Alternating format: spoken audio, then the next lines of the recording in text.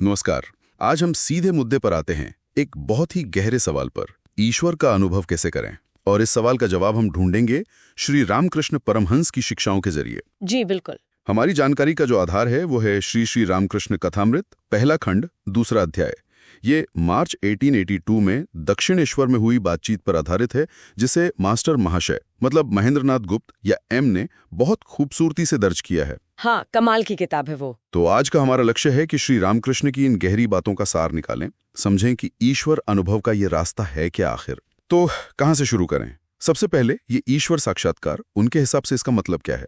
देखिए, श्री रामकृष्ण के लिए ये मानव जीवन का सबसे बड़ा, बल्कि कहें तो एकमात्र उद्देश्य था, ईश्वर का सीधा अनुभव करना, बिल्कुल डायरेक्ट। और ये अनुभव वो कहते थे साकार रूप में भी हो सकता है, जैसे माँ काली के दर्शन। अच्छा। या फिर निराकार असीम ब्रह्म के रूप में भी। हाँ, ये दिलचस्प है कि वो दोनों की बात करते थे, साकार भी और निराकार भी। बिल्कुल। और कमाल की बात यह है कि वो दोनों को ही सच मानते थे, उनमें कोई ऊंच नीच या भेद नहीं देखते थे। उनका वो मशहूर उदाहरण है ना, पानी और बर्फ का। हाँ, याद है कि जैसे पानी तरल भी है और वही पानी जमकर ठोस बर्फ भी बन जाता है, पर चीज तो एक ही है, पानी ही है। ठीक वैसे ही ईश्वर निराकार असीम है, पर भक्तों के प्रेम के लिए उनकी प्रार्थना सुनकर वो साकार रूप भी धारण कर सकता है।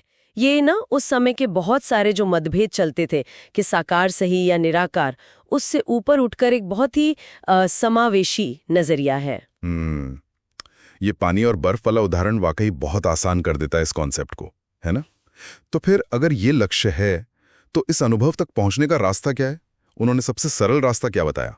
देखिए, उन्होंने वैसे तो ज्ञान, योग, कर्म सबकी बात की, पर सबसे ज्यादा जोर और सबसे आसान रास्ता जो उन्होंने बताया वो था भक्ति का। भक्ति मतलब ईश्वर के लिए प्रेम, तीव्र प्रेम, और सिर्फ प्रेम नहीं, व्याकुलता, तड़प। उन्होंने इसे समझाया एक छोटे बच्चे के अपनी माँ के लिए रोने से। अच्छा, बच्चे का रोना। हाँ, सोचिए, जब बच्चा माँ के लिए रोता है तो उसमें कोई दिखावा, कोई दुनियादारी नहीं होती, सिर्फ एक सच्ची पुकार होती है, एक पूरी निर्भरता होती है। कहते थे जब ऐसी सच्ची व्याकुल पुकार ईश्वर के लिए उठती है ना, तो वो सुने बिना रह ही नहीं सकते।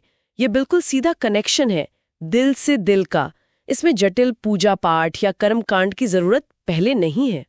सुनने में बहुत सीधा लगता है, लेकिन राह में कुछ मुश्किलें, कुछ बाधाएं भी तो होंगी। ऐसा तो नहीं कि बस चाहा और हो गया। बिल्कुल बिल्कुल, राह सीधी होकर भी सीधी नहीं है। और सबसे बड़ी बाधा जो उन्होंने बताई वो है माया। माया, ये शब्द तो बहुत सुना है, इसका मतलब क्या बताया उन्होंने? की तरह जैसे पास में ही सूरज चमक रहा हो, पर एक पतला सा बादल भी उसे हमसे छुपा लेता है, वैसे ये माया है, संसार की आकर्षण शक्ति। ये दुनिया का जो एक भ्रम है ना, जो हमें मैं, मेरा परिवार, मेरा पैसा, मेरा नाम, इसी में उलझाए रखता है। अच्छा। और परमात्मा जो बिल्कुल हमारे भीतर ही है, उसे देखने नहीं देता। ये एक तरह का पर्दा है। तो इस माया के बादल या पर्दे को हटाने के लिए क्या करना होगा? क्या सिर्फ भक्ति काफी है? भक्ति तो चाबी है, बिल्कुल केंद्र में है, लेकिन साथ ही उन्होंने सत्संग पर बहुत जोर दिया। सत्संग मतलब अच्छी संगति? हाँ, ईश्वर प्रेमी, पवित्र लोग, संत जन, या कम से कम जो सच्चाई के रास्ते पर चलने की कोशिश कर रहे हैं, उनकी संगति। अच्छी संगति में रहने से, उनकी बातें सुनने से ये माया का असर धीरे धीरे कम होता है, मन पवित्र होता है। और फिर आता है सबसे जरूरी हिस्सा, जो शायद सबसे मुश्किल भी लगता है, वो है आत्मसमर्पण। हाँ, यहीं पर आकर बात थोड़ी मुश्किल लगती है। आत्मसमर्पण सुनने में तो बहुत ऊंची बात लगती है, पर इसका प्रैक्टिकल मतलब क्या है? मतलब रोज की जिंदगी में इसे कैसे उतारें? क्या सिर्फ ये सोच लेना कि मैं कुछ नहीं करता, सब भगवान करते हैं, काफी है? ये बहुत अच्छा सवाल है, क्योंकि यहीं पर असल चुनौती आती है। देखिए, सिर्फ सोचना या कहना काफी नहीं है, ये भाव भीतर गहरा उतरना चाहिए।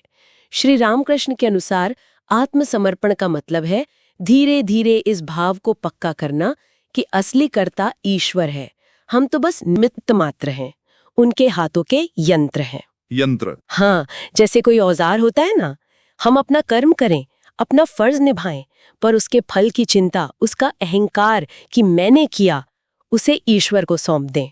ये मानना कि ये शरीर, ये मन, ये बुद्धि, जो कुछ भी मेरे पास है वो मेरा नहीं, उन्हीं का दिया हुआ है और उन्हीं के काम के लिए है। जैसे पतंग उड़ाते हैं ना, तो डोर किसके हाथ में होती है? उड़ाने वाले के हाथ में। बिल्कुल। वैसे ही अपने जीवन की डोर उनके हाथ में सौंप देना, ये रोज का अभ्यास है।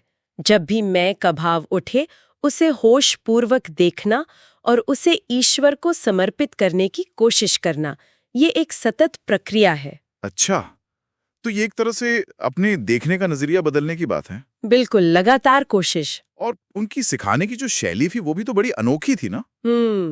इतनी गहरी बातें वो कैसे समझा लेते थे? हाँ, वो तो कमाल ही था। उनकी शैली अद्भुत थी। वो बड़ी बड़ी फिलोसॉफिकल बातें नहीं करते थे ज्यादातर। वो छोटी छोटी कहानियों, जिन्हें दृष्टांत कहते हैं, और रोजमर्रा की जिंदगी के उदाहरणों, जैसे मछुआरे, किसान, घर की औरतों की बातें, उनसे गहरी से गहरी आध्यात्मिक सच्चाई को समझा देते थे। हाँ, मैंने पढ़ा है कथामृत में।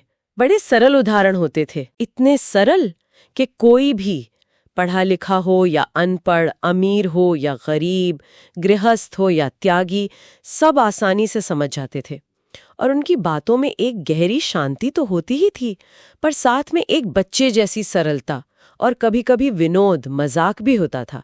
माहौल भारी नहीं होने देते थे वो।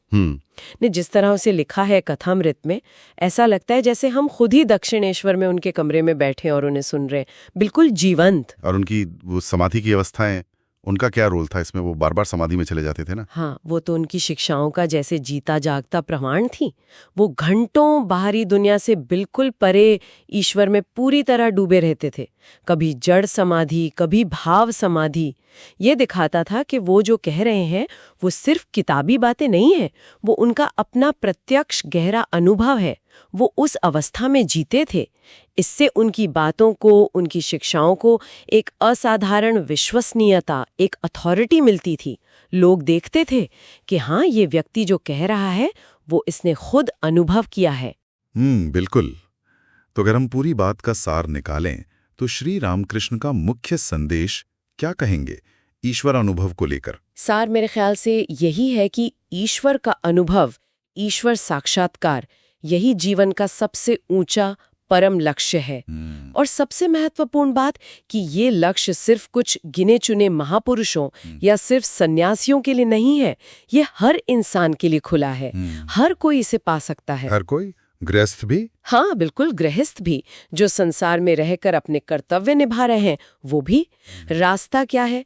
रास्ता है ईश्वर के लिए सच्ची व्याकुल भक्ति और प्रेम, पवित्र लोगों की संगति यानी सत्संग, और सबसे बढ़कर पूर्ण आत्मसमर्पण, अपने मैं को ईश्वर के चरणों में सौंप देना।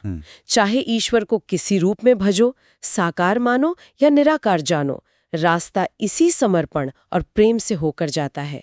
शायद उनका सबसे बड़ा योगदान यही था कि उन्होंने धर्म को, ईश्वर अनुभव को बहुत सरल, व्यावहारिक और आम इंसान की पहुंच में ला दिया। ये बातें सुनकर लगता है कि ये शिक्षाएं आज भी, मतलब इतने साल बाद भी, उतनी ही प्रासंगिक हैं। बिल्कुल। और यहीं से शायद एक विचार उठता है, सोचने वाली बात है कि आज की दुनिया जो इतनी भागदौड़ वाली है, इतनी इंडिविजुअलिस्टिक, मतलब मैं और मेरा पर इतना जोर है। हाँ है तो। ऐसी दुनिया में क्या आत्मसमर्पण जैसी बात, ये माया के पर्दे को हटाने की कोशिश, क्या ये सचमुच संभव है? क्या इसे प्रैक्टिकली जिया जा सकता है, या ये सिर्फ सुनने में अच्छी लगने वाली बातें रह गई हैं? ये सवाल अपने आप से पूछने का है, अपने भीतर खोजने का है। एक गहरा सवाल छोड़ा है आपने सोचने के लिए। तो आज की इस चर्चा के लिए इतना ही। उम्मीद है श्री रामकृष्ण की ईश्वर साक्षात्कार पर दी गई शिक्षाओं पर इस बातचीत से कुछ नई रोशनी, कुछ सोचने का बिंदु मिला होगा।